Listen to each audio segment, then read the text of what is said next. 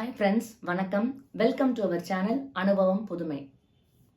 இன்னைக்கு நான் பேச போகிறது எப்பவுமே நம்ம சொசைட்டி இப்படி இருக்குது அப்படி இருக்குது இல்லைதான் கேள்விப்பட்டிருப்போம். நெகட்டிவாக தான் நம்ம கேள்விப்பட்டிருப்போம் இல்லைங்களா?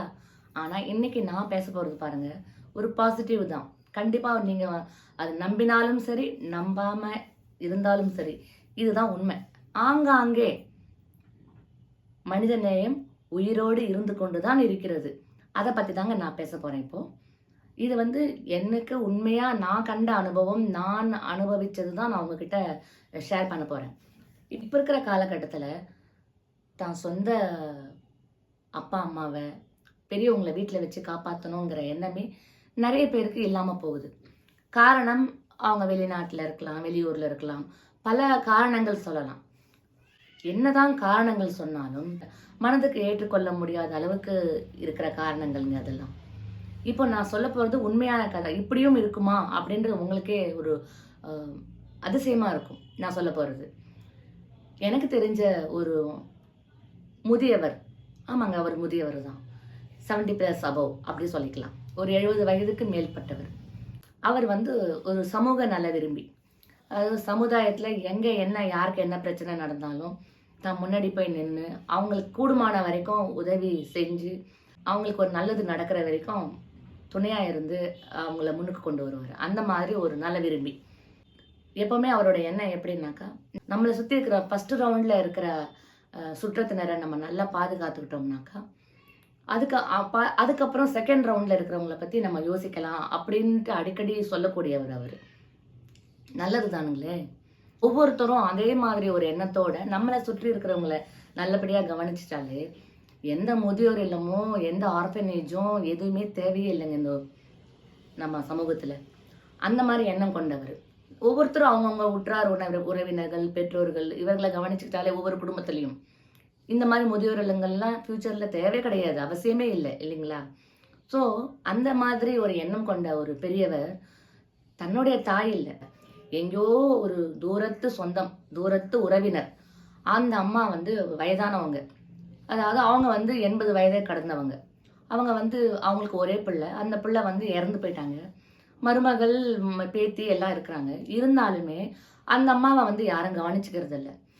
அப்போது இவர் கேள்விப்பட்டு, அந்த அம்மா கொஞ்சம் உடல்நல சரியில்லாமல் இருந்ததால் கேள்விப்பட்டு இந்த வயதானவர், நான் சொன்னேன் இல்லைங்களா 70+ சொன்னேன் இல்லைங்களா, அவர் அந்த உறவினரை, தூரத்து உறவினர், அவருக்கு ரொம்ப நெருக்கமான உறவு கூட கிடையாது, தூரத்து உறவினர்.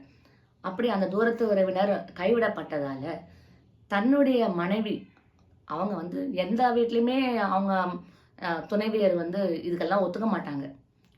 சமூக நல செய்கிறேன், வீட்டில் பார்த்துக்கலாம் அப்படிலாம் சொன்னால் யாரும் ஒத்துக்க மாட்டாங்க. ஆனாலும் அவர் அவங்க மனைவியை கன்வின்ஸ் பண்ணி அந்த தூரத்து உறவினர், அந்த அம்மா, வயதான அம்மாவை வீட்டில் கொண்டு பார்த்துக்கிட்டு, தாய்க்கும் மேலே அந்த அம்மாவை பார்த்துக்கிட்டு, அந்த அம்மா கடைசி உயிரை பிரிகிற வரைக்கும் அந்த அம்மா, வயதான அம்மாவை அவர் கண்ணும் கருத்துமாக பார்த்துக்கிட்டாங்க.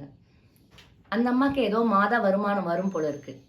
அதாவது ஏதோ எப்படியில் பணம் போட்டு வச்சு அந்த மாத வருமானத்தை அதை வச்சு அந்த அம்மாவை தன் வீட்டில் அழைச்சிட்டு வச்சுக்கிட்டு தன் தாய்க்கும் மேலே நல்லபடியாக கவனித்து மருத்துவ உதவி, அடைக்கலம், அந்த அம்மாவுக்கு என்னெல்லாம் தேவைப்பட்டதோ அது எல்லாமே செய்து கடைசி உயிர் பிரிகிற வரைக்கும் அந்த அம்மாவை அவர் பாதுகாத்து நல்லபடியாக அந்த அம்மாவுடைய ஈமச்சடங்கெல்லாம் செஞ்சு முடிச்சாருங்க.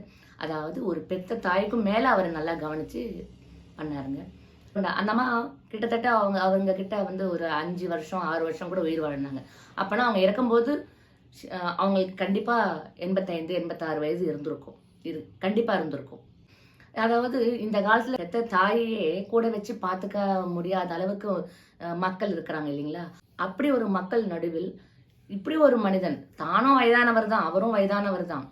அதை தன் வீட்டில் எதிர்ப்புகள் நிறைய இருந்தது. அந்த எதிர்ப்புகள் எல்லாம் மீறி அந்த அம்மாவை, அந்த வயதான மூதாட்டியை கொண்டு வீட்டில் வச்சுக்கிட்டு கடைசி வரைக்கும் பார்த்துக்கிட்டு அந்த அம்மாவுடைய இறுதி காலம் வரைக்கும் கூட துணை இருந்து காப்பாற்றினாருங்க. அந்த வயதான மூதாட்டி எப்படியில வச்சிருந்த பணம் எல்லாம் இருக்குன்னு சொன்னேன் இல்லைங்களா, அதில் வர இன்ட்ரெஸ்ட், அதில் வர வருமானத்தை தான் அந்த அம்மாவை அவர் பார்த்துக்கிட்டாரு, எல்லாம் பண்ணார். இருந்தாலும் அதை கூட வச்சு பார்த்துக்கணுங்கிற எண்ணம் அந்த குடும்பத்துக்கும் கொண்டு அதில் தானும் ஈடுபட்டு, அது ரொம்ப பெரிய விஷயம் இல்லைங்களா? கடைசி இறுதி காலம் அந்த அம்மா இறந்த பிறகு, அவங்க மருமகள், பேத்தி வந்த அப்புறம், அந்த அம்மா எஃப்டில போட்டு வச்சிருந்த பணத்தெல்லாம் அவங்களுக்கு அவரே திருப்பி குடுத்துட்டாருங்க. அவங்களும் வாங்கிட்டு போயிட்டாங்க. நீங்க பார்த்துக்கிட்டீங்க, நன்றி, அந்த கிராட்டிட்யூட் அதெல்லாம் ஒண்ணுமே கிடையாதுங்க. இதுதான் உலகம். ஆனா நான் பார்த்ததுல, எவ்வளோ தன் பெத்த தாய்களையே பார்த்துக்க முடியாத ஒரு சூழ்நிலையில நம்ம வாழ்ந்துட்டு இருக்கோம். அந்த மாரி ஒரு காலகட்டத்தில இப்படி ஒரு மனித நேயம் உள்ள மனிதர நாம பார்க்கறது அபூர்வம் தான். இல்லைங்களா? இது ஒரு பகுதி இருக்கட்டுங்க. இன்னொன்னு நான் சொல்றேன். இன்னொரு உண்மை சம்பவம், உண்மை கதை தான் நான் சொல்றேன். இன்னொருத்தரு ரொம்ப இளமையானவரு. அ அவரும் படிச்சவர் தான். அவருக்கும் கல்யாணம் ஆகி மனைவி, மக்களோட தான் வாழ்ந்துட்டு இருக்காரு. அவரு தன் தாய தன்னோடவே வச்சுட்டு வாழ்ந்துட்டு இருக்காங்க. இதுல என்ன இருக்கு? ஒரு பையன் அவங்க அம்மாவ வீட்ல வச்சுட்டு பாதுகாக்கிறது, அரவணைக்கிறது பெரிய விஷயமா? அப்படின்னு நீங்க நினைக்கலாம். இல்லைங்களா? ஆனா நான் சொல்லப் போறது, அவங்க அம்மாவ மட்டும் வச்சு பாதுகாக்கலங்க. அவங்க அக்கா அம்மாவுடைய அக்கா, பெரியம்மா. அந்த பெரியம்மாக்கு யாருமே இல்ல. பிள்ளைகள் இருந்தும் யாரும் பார்த்துக்கல. ஸோ, அந்த மாரி ஒரு சூழ்நிலையில அவங்க பெரியம்மாவையும் தன் வீட்ல கொண்டு வந்து வச்சுக்கிட்டு, அம்மாவையும், பெரியம்மாவையும் பார்த்துக்கிட்டாரு. பார்த்துக்கொண்டு இன்னமும் பார்த்துக்கிட்டு தான் இருக்காரு. அதுல கண்டிப்பா வீட்ல இருக்கிற மனைவிமார்களுக்கெல்லாம் ஒரு எதிர்ப்பு இருக்கத்தான் செய்யும். அது இல்லன்னு சொல்ல முடியாது. சொந்த மாமியார பார்த்துக்கிறதே பெரிய விஷயம் இப்போ. மாமியாரோட அக்காவையும் பார்த்துக்கணும்னா அது எவ்வளோ பெரிய விஷயம் இல்லைங்களா? அப்போ அந்த மனிதர், நான் சொல்ற அந்த இளைஞர், தன் மனைவிக்கு எந்த விதத்துல எல்லாம் கன்வின்ஸ் பண்ணியிருப்பாருன்றதை நம்ம கொஞ்சம் யோசிச்சு பார்த்துக்கணும்.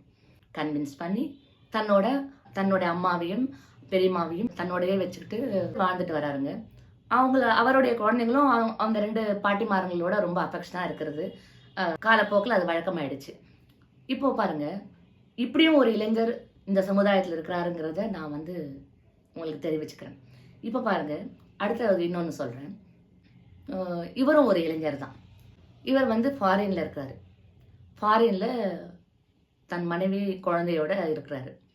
அவருடைய அம்மா, அப்பா, அதுக்கப்புறம் அம்மாவுடைய அம்மா, இவங்க 3 பேரும் இந்தியாவில் இருக்காங்க. அந்த அம்மா நல்லா படித்தவங்க, நல்ல நாலேஜபிள் லேடி. அவங்க தன் பையன்கிட்ட கேஷுவலாக, ஒரே பையன்தான், கேஷுவலாக ரொம்ப யதார்த்தமாக பேசியிருக்காங்க பையன்கிட்ட. எனக்கு இந்த வயசில் என் பேரனுக்கு என்னுடைய நாலேஜ்லாம் கொடுக்கணும், என் கூட வச்சு என் பேர குழந்தைய பார்த்துக்கணும் அப்படின்னு ஒரு ஆசையெல்லாம் இருக்குது. அதெல்லாம் நிறைவேறாத ஆசையாக இருக்குடா அப்படின்னு யதார்த்தமாக பையன்கிட்ட ஷேர் பண்ணியிருக்காங்க. அந்த பையன், அம்மா நீ கவலைப்படாத, கூடிய சீக்கிரம் நான் வரேன், உங்களோட நான் இருப்பேன் அப்படி அவங்க அம்மாவுக்கு வாக்குறுதி கொடுத்துருக்கான். கொடுத்து அதே போல் சொந்த நாட்டிலவே வேலையும் தேடிக்கிட்டு எவ்வளோ கூடிய சீக்கிரம் வர முடியுமோ அவ்வளோ கூடிய சீக்கிரம் சொந்த நாட்டுக்கு திரும்பி வேலை கிடைச்சி சொந்த நாட்டுக்கு திரும்பி வந்திருக்காங்க. இதில் பாருங்கள், அந்த பையன் அவங்க மனைவியை கன்வின்ஸ் பண்ணியிருக்கான். அவனுடைய மனைவியை கன்வின்ஸ் பண்ணி அம்மாவோடைய யதார்த்தமான ஆசைகள் நிறைவேற்றலாம் அப்படின்னு சொல்லி அந்த பொண்ணும் கணவனோட ஒத்துழைத்து அவங்க சொந்த நாட்டுக்கு திரும்பி வந்திருக்காங்க. ஒரு கொஞ்ச நாள் இருந்திருக்காங்க. கொஞ்ச நாள் கூட இல்லை, கொஞ்ச நாள்லவே அம்மா ஏதோ ஒரு காரணத்தால இறந்துட்டாங்க. அம்மா அதாவது தன் பேரப்பிள்ளையை பார்த்த ஒரு சந்தோஷத்துல ரொம்ப ஒரு கிட்டத்தட்ட அந்த வாழ்ந்த கொஞ்ச நாள் ரொம்ப சந்தோஷமா வாழ்ந்துருக்காங்க. தன் பேரப்பிள்ளை வந்திருக்காங்கன்னுட்டு அந்த ஒரு சந்தோஷத்துல மேபி அது சடன் மேசிவ் அட்டாக்காக கூட இருக்கலாம். அவங்க ஒரு சிறிய காலகட்டத்திலே அந்த அம்மா இறந்துட்டாங்க. அப்போது அந்த பையனுக்கு ரொம்ப வருத்தமாயிடுச்சு. அம்மாக்காக தானே நம்ம இவ்வளோ தூரம் வந்தோம், நம்ம என்ன பண்ணலாம் அப்படின்னு மனைவி கிட்ட ஆலோசனை கேட்டுட்ருக்காரு. அப்போ அந்த பொண்ணு பாருங்க, எவ்வளோ ரெஸ்பான்சிபிலிட்டியான பொண்ணு பாருங்க. அந்த பொண்ணு சொல்லியிருக்கு, நம்ம அம்மாக்காக தான் வந்தோம், ஆனால் அம்மா நமக்கு கொடுத்து வைக்கல, அம்மா இறந்துட்டாங்க. ஆனால் உங்கள் அப்பா இருக்காரு, அதுக்கப்புறம் உங்கள் அம்மாவுடைய அம்மா இருக்கிறாங்க, வயசானவங்க, 80 வயது தாண்டனவங்க, வயசானவங்க இருக்கிறாங்க. அவங்களெல்லாம் இப்போ யார் பார்த்துப்பா? இத்தனை நாள் உங்கள் அம்மா பார்த்துக்கிட்டு இருந்தாங்க, இப்போ உங்கள் அப்பாவும் தனியாயிட்டாரு, உங்கள் அம்மாவுடைய அம்மாவும் தனியாயிட்டாங்க. என்ன பண்ணுறது? இப்போது நம்ம திரும்பி போக முடியாது. எனக்கு தெரிஞ்சு நான் என்ன நினைக்கிறேன்னா, இதற்காக தான் உங்கள் அம்மா நம்மளை இங்கே வர வைச்சாங்களோ, அவங்க பொறுப்பை நம்மக்கிட்ட கொடுக்கணுங்கிறதுக்காக. அப்படி தான் நான் நினைக்கிறேன். நம்ம மறுபடியும் போக வேண்டாம், நம்ம இங்கே இருந்து உங்க அம்மாவை வந்து உங்க அம்மாவுடைய அம்மா இருக்கிறாங்க இல்லையா, அவங்க மூலமா அந்த அந்த பிளெஸிங்ஸ் நம்ம வாங்கிக்கிட்டு உங்க அப்பாவையும் உங்க அம்மாவுடைய அம்மாவையும் நம்ம பார்த்துக்கிட்டு இங்கே இருக்கலாம். இங்க இருக்கிற வேலை போதும் தான், நமக்கு இங்க இருக்கிற சம்பாத்தியம் நமக்கு போதும் தான் அப்படின்ட்டு ரொம்ப கண்டென்மெண்ட்டா அந்த பொண்ணு, இந்த இந்த காலத்து பொண்ணுங்க நான் சொல்றது, இந்த காலத்து பொண்ணு அக்செப்ட் பண்ணிக்கிட்டா. இதை விட என்னங்க பாக்கியம் வேணும் அந்த குழந்தைக்கு? தன் சொந்த தாத்தா கிடைச்சிருக்காங்க, பாட்டி இறந்துட்டாங்க, பாட்டியோட அம்மா கொள்ளு பாட்டி கிடைச்சிருக்கு அந்த குழந்தைக்கு. அப்போ அந்த இப்ப பாருங்க, அவங்க 2 பேரும் அந்த ஒரு முடிவுக்கு வந்த பிறகு அப்பாவையும் அவங்க அம்மாவுடைய அம்மா கொள்ளு பாட்டி அவங்களையும் வீட்டில் வச்சுக்கிட்டு இப்போ அவங்க வாழ்க்கை நடத்திட்டு வராங்க. இதெல்லாம் கற்பனை கதையே அல்லங்க, நான் பார்த்த நிஜத்தில் கண்ட உண்மை. அதனால தான் நான் அப்படியும் சில மனித நேயம் உள்ள மக்கள் இருக்கிறாங்க அப்படின்னு நான் சொன்னேன். வயதில் ரொம்ப சின்னவங்க என்ன அழகான ஒரு முடிவு எடுத்திருக்காங்க பாருங்க. இதாச்சுங்களா கடைசியில் இப்போ என்ன நான் சொல்ல போகிறது என்னுடைய சொந்த அனுபவ கதை. நான் வந்து பிள்ளையார்பட்டி கோயிலுக்கு போகணும் ரொம்ப ஆசைப்பட்டு அது ரொம்ப நாள் அதை எனக்கு மனசுக்குள்ளே இருக்கணும், அந்த கோயிலுக்கு போகணும் என்ன இருந்தது. அதனால் நான் வந்து தனியாக தான் போனேன். அப்போது பஸ்ஸில் தாங்க போனேன். இங்கேருந்து அதாவது பஸ்ஸில் காரைக்குடியில் இறங்கிட்டு காரைக்குடியிலேருந்து பிள்ளையார்பட்டிக்கு போகிறதுக்கு மாதிரி ஒரு பிளான் போட்டிருந்தேன். காரைக்குடின்னு எனக்கு அந்த பக்கம் நான் போகிறது இதுதான் ஃபஸ்ட்டு டைம். நான் பஸ்ஸில் போய் காரைக்குடியில் இறங்கி அங்கே வந்து ஒரு கேப் புக் பண்ணிக்கிட்டேன். அதாவது பிள்ளையார்பட்டி கோயிலுக்கு போயிட்டு அங்கே இருக்கிற நியர்பை கோயிலெல்லாம் போயிட்டு வரணும் அப்படின்னு ஒரு கேப் புக் பண்ணிக்கிட்டேன். கிட்டத்தட்ட ஒரு 25 மதிக்குது, அதாவது ஒரு 25-26 வயசு தான் இருக்கும் அந்த இளைஞனுக்கு. அந்த பையன்கிட்ட நான் வந்து எனக்கு கோவிலுக்கு கூட்டு போகணும், பிள்ளையார்பட்டி கோயிலுக்கு கூட்டு போயிட்டு பக்கத்தில் இருக்கிற கோவிலெலாம் சுற்றி காமிக்கணும், கொண்டு வந்து இதே பஸ் ஸ்டாண்டில் விட்டுடுப்பா என்ன அப்படி தாங்க நான் சொன்னேன். சரிங்கம்மா வாங்கம்மா தாராளமாக வாங்கம்மா அப்படின்னு வண்டியில் உட்கார சொன்னார். நான் போனது நைட்டு பஸ் பிடிச்சி காலையில் விடிகாலையில் நான் போனது. காரைக்குடியில் இறங்குனது 4 மணிக்கு இறங்குனது. அப்போது எனக்கு வந்து அந்த பையன்கிட்ட நான் சொன்னேன், அப்போ நான் வந்து கோவிலுக்கு போகணும், குளிக்கணும், அதனால நியர்பை எதனா ஹோட்டல்னால் நல்லாயிருக்கும் அப்படின்னு நான் சொன்னேன். ஹோட்டல்லாம் போய் தனியாக இருக்கிற அளவுக்குலாம் பழக்கம் இருந்தது கிடையாது. பட் கோவிலுக்கு போகணும் குளிக்கணும் அப்படின்ற ஒரே ஒரு எண்ணத்தில் நான் கேட்டேன். அவரும் நீங்கள் சாதாரண ஹோட்டல்லாம் போக முடியாதுமா, கொஞ்சம் நல்ல ஹோட்டலே காட்டுறேன்னு சொல்லிட்டு ரெண்டு ஹோட்டல் கூப்பிட்டு போனோம். ஃபஸ்ட்டு ஒரு ஹோட்டல் கூப்பிட்டு போனார். அங்கே வந்து நீங்கள் ஸ்டே பண்ணாலும் சரி, சும்மா வந்து குளிச்சுட்டு போனாலும் சரி 2000 ருபீஸ் பே பண்ணணும் அப்படின்னு சொன்னார். அப்போது நான் சொன்னேன், என்னப்பா நான் ஒரு 5 நிமிஷம் கூட இருக்க போகிறதில்ல, குளிச்சுட்டு நான் ரெடி ஆகிட்டு வரப்போகிறேன், எதுக்கு 2000 நான் பே பண்ணணும், வேண்டாம்ப்பா இந்த ஹோட்டல் வாப்பா அப்படின்னு நான் வந்துட்டேன். அப்போ அந்த பையன் வந்து இதே மாதிரி தான் மற்ற ஹோட்டல்லையும் கேட்டாங்க. 2-3 ஹோட்டல் கேட்டு பார்த்ததுக்கு இப்படி தான் சொன்னாங்க. அப்போ எனக்கு மனசு அவ்வளோ செலவு பண்ணுறதுக்கு மனசு வரல எனக்கு. அந்த பையன் என்னை பார்த்துட்டே இருந்தான். என் மனசில் என்ன போயிட்டுருக்கு, அவன் என்ன நினச்சானோ எனக்கு தெரியாது. அவன் வந்து madam if you don't mind எங்கள் வீட்டுக்கு வரீங்களா அப்படின்னு கேட்டாங்க. இந்த ஒரு வார்த்தை தாங்க அந்த பையன் என்ன கேட்டான். அப்போது எனக்கு சட்டுன்னு எதுவும் சொல்ல தெரியல. ஒய் நாட், நான் வரேன்ப்பா உங்கள் வீட்டுக்கு அப்படின்னு நான் சொல்லிட்டு ஏதோ ஒரு குருட்டு தைரியத்தில் நானும் சரின்னு சொல்லிட்டேங்க. சரின்னு சொல்லிட்டு வண்டியில் ஏறி உட்காந்துட்டு அவங்க வீட்டுக்கு போகிறான் என்னை கூட்டிகிட்டு. எனக்கா மனசுக்குள்ள பயம், என்னடா இது நம்ம யாருமே தெரியாது இந்த பையன், முன்ன பின்ன நம்ம வந்து ஒத்துக்கிட்டோமே அவங்க வீட்டுக்கு வரேன்னு சொல்லிட்டு, ஒருவேளை அவன் தனியாக தங்கிட்டு இருக்கானோ, அந்த இடத்துக்கு நம்ம போகிறோமோ அப்படின்னு மனசுக்குள்ளே பல போராட்டங்கள் போயிட்டே இருந்ததுங்க. நீங்கள் என்ன வேணால் நினச்சிக்கோங்க, ஐயோ நம்ம தப்பு செஞ்சுட்டோமோ அப்படின்ற ஒரு எண்ணம், பதட்டம் எல்லாமே மனசுக்குள்ளே என்னென்னமோ சினிமா காட்சிகள் எல்லாம் எனக்கு வந்துட்டு இருந்தது. அப்போது அவன் வந்து கொஞ்சம் தூரம் போனவொடனே அவர் வண்டியை நிறுத்திட்டு கொஞ்சம் யார்கிட்ட பேசிட்டு இருந்தார். ஃபோனில் அந்த பையன் பேசிட்டு இருந்தார். எனக்கு மனசுக்குள்ளே இன்னும் பதட்டம் இருந்துகிட்டே இருக்கு, யார்கிட்ட பேசாம அப்படின்னு சொல்லிட்டு என் மனசுக்குள்ளே என்னென்னமோ எண்ணங்கள் போயிட்டு இருந்ததுங்க. அதுக்கப்புறம் வந்து கடவுள் பேரை சொல்லிக்கிட்டே ஸ்லோகம் சொல்லிக்கிட்டே நான் போனேன். அப்போ அந்த வீட்டுக்கிட்ட போய் இறங்கின உடனே அந்த வீட்டு வாசலில் அந்த பையனுடைய அம்மா, அப்பா, அண்ணன், அண்ணி இவங்க 4 பேரும் என்னை வரவேற்கிறாங்க. இதை நீங்கள் எங்கேயாவது நீங்கள் நினச்சி கூட பார்த்துருக்க முடியுமாப்பா தெரியல. எனக்கு இன்னைக்கு நினச்சாலும் உடம்பெல்லாம் சிலிர்க்குது எனக்கு. 4 பேரும் வந்து வரவேற்கிறாங்க, வணக்கம் வாங்கம்மான்னு சொல்லிட்டு. எனக்கு ரொம்ப அதிசயம், உலக அதிசயங்க எனக்கு. இதெல்லாம் வந்து எனக்கு உலக அதிசயமாக இருந்தது எனக்கு. அதுக்கப்புறம் நான் அவங்களுக்கு வணக்கம் சொல்லிட்டு, "ஒண்ணும் இல்லைங்க, நான் கோவிலுக்கு போறதுக்காக வந்தேன். குளிக்கிறதுக்கு ஜஸ்ட் குளிச்சுட்டு நான் போயிடுவேங்க" அப்படின்னேன். "ஐயோ! நீங்க வாங்கம்மா உள்ள" அப்படின்னு சொல்லிட்டு, உடனே படபடன்னு அந்த பையன் அவங்க அம்மா பாத்ரூம்லாம் கிளீன் பண்ணி வச்சிருக்கு. இதுதாங்க அந்த பையன் ஃபோன்ல சொல்லியிருக்கான் அவங்க பேரண்ட்ஸ்க்கு. "நான் ஒரு கெஸ்ட்ட கூட்டு வரேன். அவங்க ஜஸ்ட் குளிச்சுட்டு தான் போவாங்க. நீங்க பாத்ரூம்லாம் கிளீன் பண்ணி வச்சுட்டீங்களா? யாரும் பாத்ரூம் போகாதீங்கன்னு" சொல்லியிருக்கான். அது நான் போன உடனே அவங்க அம்மா எனக்கு சொல்றாங்க, "இதுதான் எங்க பையன் ஃபோன் பண்ணான் நீங்க வரீங்கன்னுட்டு. நீங்க வரும்போது பாத்ரூம் காலியா இருக்கட்டும், யாரும் இருக்காதீங்கன்னு சொன்னாருங்க எங்க பையன். அதுக்காக தான் நாங்க ரெடியா இருக்கோம். உங்களுக்காக தான் வெயிட் பண்ணிட்டு இருக்கோம்" அப்படின்னு சொன்னாங்க. எனக்கு ரொம்ப ஷாக்கிங்கா இருந்தது. நான் சொல்றதெல்லாம் ஏர்லி மார்னிங் நடக்கிற விஷயம். எனக்கு கண் கலங்குச்சுங்க எனக்கு. ஒரு நிமிஷம் தான். அதுக்கப்புறம் நம்ம கோவிலுக்கு போனோம். அடுத்த கட்டம் என்ன? அடுத்த கட்டம் என்ன? நம்ம யாரையும் டிஸ்டர்ப் பண்ணக்கூடாது. அவங்கவங்களுக்கு காலையில எவ்வளோ வேலைகள் இருக்கும் இல்லைங்களா? அதனால நான் வந்து அவங்க வீடு சின்ன வீடு தாங்க. ரொம்ப சின்ன வீடு. ஒரு 2 ரூம் இருக்கு. ஒரு சின்ன ஹாலு, ஒரு கிச்சனு. கிச்சனுக்கு எதிர்த்தாப்புல தான் பாத்ரூம் அப்படி இருக்கு. அந்த கிச்சன்ல அவங்க பெரிய மருமக வந்து வேலை செஞ்சுட்டு இருந்தாங்க. நான் பார்த்தேன். ஏன்னா அவங்கள கிராஸ் பண்ணி தான் நான் போணும் அந்த பாத்ரூம்குள்ள. போன உடனே நீட்டா வச்சிருந்தாங்க அந்த பாத்ரூம் எல்லாம். ரூம் குடுத்தாங்க. நீங்க ட்ரெஸ் சேஞ்ச் பண்ணிக்கோங்கன்னு சொல்லிட்டு. இருந்தாலும் நான் பாத்ரூம்லவே கிடுகிடுன்னு சோப்பெல்லாம் எதுவும் இல்ல. கிடுகிடுன்னு குளிச்சுட்டேன். குளிச்சுட்டு ட்ரெஸ்ஸ ஏன்னா உள்ளுக்குள்ள இன்னும் எனக்கு அந்த பதட்டம் இருந்துட்டு தான் இருக்கு. இத்தனை பேரை நம்மள பார்த்திருந்தாலும், உள்ளுக்குள்ள எனக்கு ஒரு பதட்டம் இருக்க தான் செஞ்சது. ஏன்னா அது நம்ம வீடு இல்ல இல்லைங்களா? நம்ம உறவினர் வீடும் இல்ல. யாரோ முன்ன பின்ன தெரியாதவங்க வீடு அது. அதனால எனக்கு இன்னும் கூட எனக்கு பயம் இருந்தது. இது வேற எங்கன்னா என்னமோ எதனா இருக்குமோ அப்டின்ட்டு எனக்கு மனசுக்குள்ள ச்சீ அப்படிலாம் இருக்காதுன்னு சொல்லிட்டு கடகடன்னு பல் தேய்ச்சுட்டு, குளிச்சுட்டு, ட்ரெஸ் மாத்திக்கிட்டு நான் வெளில வந்தேங்க. வெளியில வந்தாக்கா அவங்க பேரண்ட்ஸ் அவங்க அம்மா, அவங்க அண்ணி எல்லாம் நின்னுட்டு இருந்தாங்க. "என்னம்மா அவ்வளோ சீக்கிரம் குளிச்சிட்டீங்களா நீங்க?" "இல்லங்க அவ்வளோதான் 2 நிமிஷம் கோவிலுக்கு தானே போறேன்" அப்படின்னு சொல்லிட்டு, அவங்க "இருங்க டிஃபன் சாப்பிட்டு போலாம். இருங்க டிஃபன் சாப்பிட்டு போலாம். காஃபியாவது குடிங்க" அப்படிலாம் சொன்னாங்க. "இல்லங்க நான் முதல்ல கோவிலுக்கு சாமி தரிசனம் பண்ணணும். அதுக்கப்புறம் தான் சாப்பாடு எல்லாம்" அப்படின்னு சொல்லிட்டு நான் கிளம்பி வந்துட்டேங்க. கிளம்பி வரும்போது அவங்க எல்லார்கிட்டயும் ரொம்ப நன்றி சொன்னேன் பாருங்க.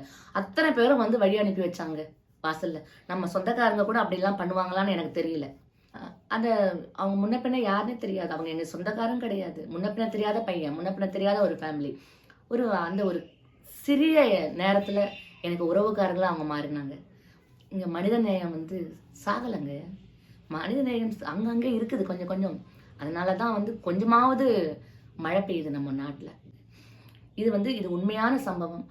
அதுக்கப்புறம் அந்த பையனோட அந்த பையன கோவிலுக்கு கூட்டு போனான். அங்க இருக்கிற எல்லா கோவிலையும் ஒரு 4, 5 கோவில்லாம் சுத்தி காட்டினான். எல்லா இடத்துலயும் எனக்கு வந்து வழியில பேசிட்டு வந்தான். ஜெனரலா என்ன பத்தி விசாரிச்சுட்டு தான் நானும் சாதாரணமா பேசிட்டு வந்தோம். நான் எங்க ஒர்க் பண்றேன் அதெல்லாம் கேட்டுட்டு இருந்தாங்க. அப்ப நானும் கேட்டேன், "நீ என்னப்பா உங்க அண்ணா இருக்காரு, அண்ணன் எங்க ஒர்க் பண்றாரு?" அதெல்லாம் நான் கேட்கும்போது அவங்க அண்ணன் சொன்னோம். எங்க அண்ணன் சிங்கப்பூர்ல ஒர்க் பண்றாங்க மேடம்.